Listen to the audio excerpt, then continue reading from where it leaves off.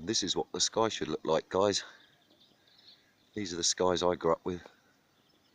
It's the first day of summer today here, officially, and as per clockwork, it was freezing yesterday, 14 Celsius, 28 today.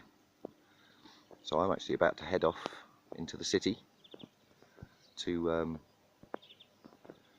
get a few bits and pieces from the supermarket and just have a look around. And today I'm taking our bug out vehicle and our backup vehicle because it needs a run, and I wanted to stretch its legs.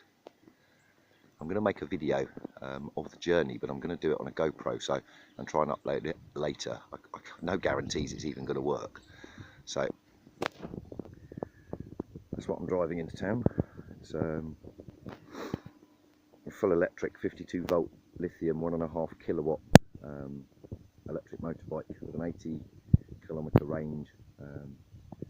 It'll do about 35 miles an hour. It's not particularly rapid, it's good on the acceleration, and it'll carry 2 people, and I can charge it from our solar setup as well.